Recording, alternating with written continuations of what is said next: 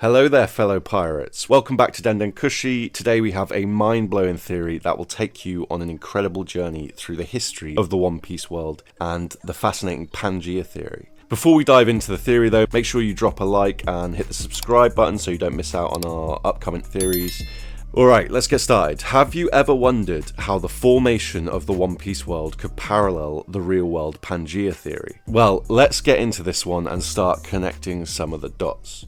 In the One Piece world we have the Grand Line, a treacherous and mysterious sea that separates the world into 4 oceans. But what if I told you that this division and formation of the Grand Line could be similar to how the continents on Earth were connected?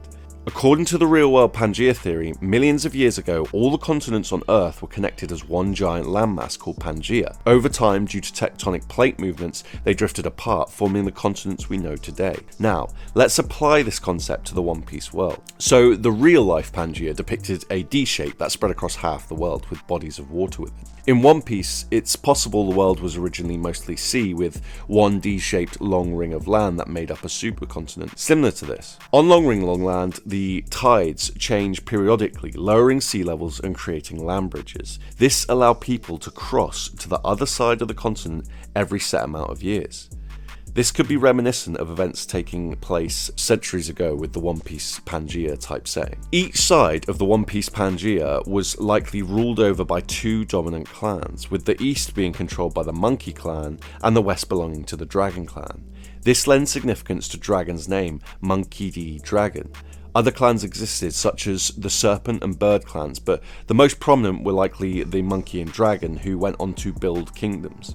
After the formation of the 2 ancient kingdoms, 2 sovereigns are born, one in the Eastern Monkey Kingdom, or what we know today as the Ancient Kingdom, and another in the Western Dragon Kingdom, which would now be found just off Marijua. These are the ancestors of the 2 sovereigns the Sea Kings discuss. Eventually, these 2 sovereigns meet, fall in love and get married. The marriage and subsequent child that's born become a symbol of unification of the East and West to the people of the world. In other words, the baby or the prince or whatever of the 2 sovereigns would have been like a beacon of unity for the whole world to essentially get behind. You do kind of see this in real world situations, even though that's a bit outdated nowadays. However, I believe the arrangement probably unsettled some members of the Dragon Royal family, as it's unlikely they approve of the Monkey family and their unruly ways, similar to how we see current celestial dragons of prejudice against non-humans, or Saturn's obsession with taking no risks. For example, Luffy has lots of friends that are like non-human, or not like lots of friends and allies that don't exist in paradise. So Emu, for example, would probably consider that a threat, because of the Celestial Dragon's views on other cultures, and other species, as evidenced by what they did to the fishmen, etc. War ensues, echoing the One Piece world as we know it today, as the West continues to spread and colonize the world and its people. In a last stand, Uranus is created by the Sun Kingdom of the East to lay waste to the Dragon Clan's territory. Fueled by the ancient energy source, the sun. A byproduct of this sun weapon could be the eternal daylight that appears in Enies lobby. After its construction, the weapon is subsequently used to fly above the heart of the Western Kingdom and fire, leaving a huge hole where we now see Enies lobby floating above.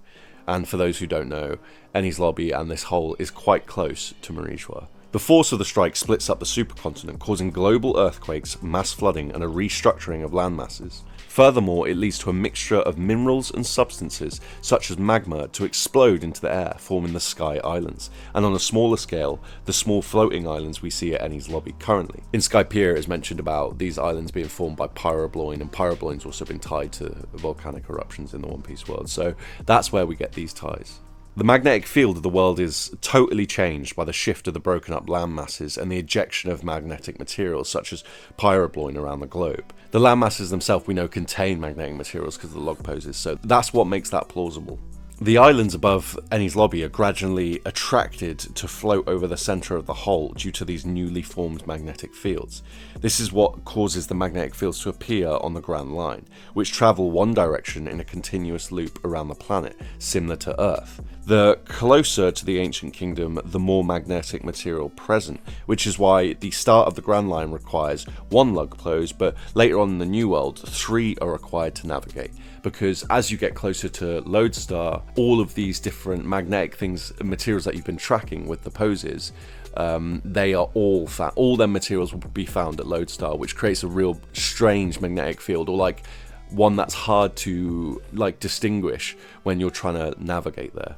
It's possible the blast went through the entire planet, pushing up Reverse Mountain into a Reverse Mountain fountain. Now, the water from Enies Lobby we can see falls down the hole, which could push the water out of Reverse Mountain, raising the land. The new magnetic fields pull the ocean down the hole at Enies Lobby, as we see there currently, which is also what we see stated in the Lalesia aftermath. We know the current magnetic field revolves around the ground line, so this magnetic pull may have drawn the water down the side of Reverse Mountain, forcing a new path. This, I believe, is how Reverse Mountain was formed. So the water from Enies Lobby went down the hole, pushed Reverse Mountain up, and then that water was then dragged down the side of Reverse Mountain by the magnetic flow that makes the grand line currently. This current is pulled around the globe all the way until it meets itself back at the Reverse Mountain, which is very symbolic of the Borealis, or snake that eats itself, and offers an extra connection to the serpent soaked in blood, which most people fairly assume is the red line because it's red and it goes all the way around. Given the approximate location of Egghead, we could be looking at a perfect crossover between the Uranus blast and the Lalesia blast, crossing and making an X roughly over the core of the planet.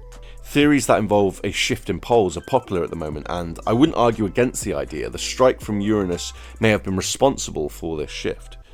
This would also suggest another reason for a shift in magnetic fields. If the crossover I mentioned is correct, then it could be Oda demonstrating a balancing out of the poles, or of the world. Question is, I guess, what's on the other side of the Lalesia hole? I'm not going to speculate it here. You're welcome to let me know in the comments. I know not many people are talking about it, but hopefully we'll find out soon, he says while fearing for the end of One Piece. So, for a quick summary, we have the supercontinent Pangaea, split up by a huge Uranus strike powered by the sun. The landmasses break up and the Grand Line is formed. The survivors of the Western Kingdom potentially took over the rest of their territory, shunning all non-humans and creating part of the world they call paradise, due to the fact it's predominantly human and it's much more favourable in terms of the weather conditions. This theme is interesting. It sort of suggests that like there was a fight for land amongst the humans, which is the opposite of what we've seen in the more modern day One Piece, where there's a fight for land for non-humans due to the humans. So it's an interesting contrast to consider. The New World becomes a land of extreme climates and powerful natural phenomena. Volcanoes were erupting, creating fiery landscapes, while thunderstorms raged across the skies, making navigation even more perilous. The unwanted peoples and races are pushed to the New World, where they adapt to survive. Okay, so moving forward a little, these refugees, for lack of a better term, begin to gather together, similar to what we hear of the fishmen and the light of the Eve tree after being pushed into the sea.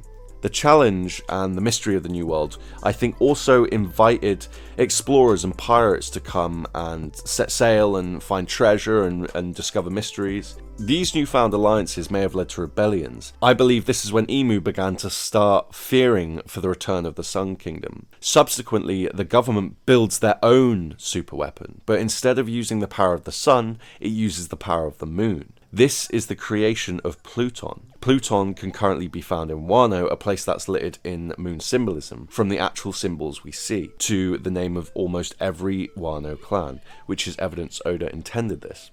I have a short video on TLA about how I think Blackbeard's going to get Pluton, and that's interesting because he is very tied to the moon. Like in that panel where he's crying as a kid, the first ever one, similar to one that looks like Usopp, there's the full moon above him in the background. So that isn't all though. There's many ties to Blackbeard and the moon, so it's interesting. Residents of Ohara were renowned for their knowledge of history, with Clover actually knowing the name of the ancient kingdom. Inside the library of the Ohara was the famous orrery, which showed us a load of celestial bodies orbiting the One Piece world. But as we know, only one moon can be seen in the sky. This creates the mystery of what happened to the other moons. It might be that just as the world government destroyed islands, etc., causing people to flee and seek refuge elsewhere, they did the same for the moons. Potentially, the moons were used as a power source for Pluton, leading to their destruction, which is what results in us having multiple tribes on one moon, as depicted by the murals. This would explain why we only see one moon, which would indicate Pluton was hidden in Wano before the last moon could be destroyed. Laugh-Tale is intrinsically linked to the moon and its inhabitants, and could even represent a balance between the moon and the sun, but you can hear more on that in my Laugh-Tale moon video. It does provide a ton of evidence though, so here's a super brief recap. Minks are connected to the moon, Zunisha is connected to the moon, Samurai are connected to the moon, Electricity is connected to the moon, Enel is connected to the moon, all of which is connected to Jaya and Joy Boy, which I personally believe to be both a part of Laugh-Tale. If what I'm saying is correct, I think it's likely that after all but one of the moons were destroyed, the rest of the moon population and refugees migrated to Laugh-Tale. Anyway, back to the formation of the world. As Pluton is repeatedly used on the New World to cleanse the seas and suppress uprising factions, the world suffers from more great earthquakes, but this time triggering underwater volcanoes to erupt, particularly around the equator. Over the years, the mixing of magma turns what's left of the supercontinent and newly formed islands into the redline, up until Pluton is hidden in Wano to prevent any further destruction. The offering of Pluton's Joy Boy is Lily's betrayal, in my opinion, and resulted in him using dance powder to take all the water in Alabasta and dumping it inside a walled-off Wano. But I cover that in the Emu Lily video. Anyway, to conclude, so the One Piece world continues to evolve, just like our own planet. The shifting tectonic plates and unpredictable forces of nature shape the very fabric of this fantastical world, creating a rich tapestry of adventure and mystery and discovery. I think it's possible that we will see another reformation of the world, whether or not that's the red line being made back into the continent of Pangaea, or more likely just broken up completely and the world will be covered in one sea, which will be the all blue. But I'm still umming and ahhing about the actual future of the red line. So yeah, I'll include that in another video. Okay, so in the video that follows this, it's where I explain how I believe Jaya was originally located over a reverse mountain. I also explain Jaya's creation, the creation of other islands that came from Jaya, like Zo in my opinion, how all this ties to the moon, and why Laugh-Tale went from being in its original position to being displaced and potentially fired up into the sky as well. I didn't go into the details of Emu's involvement either, or the formation of the world government. However, that's all explained in the Hero of Atreya video, which I personally think is a must watch because it's going to be revealed within the next 50 chapters, I think. I'll finish off this mini-series as well with the last half of Joy Boy's journey from Ohara to Dawn Island and back again. So check out the video on the first half of his journey if you need to catch up. We have features from Dax Sake, Braga, Randy Troy, Parvision, others coming, so sub to stay tuned. If you've made it this far, you've just won Celestial Dragon status. Let me know what your first act would be as a Celestial in the comments. Until next time, fellow adventurers, may your hearts be filled with the spirits of the sea. May your dreams guide you to the greatest treasure of all, the One Piece. And peace. Peace.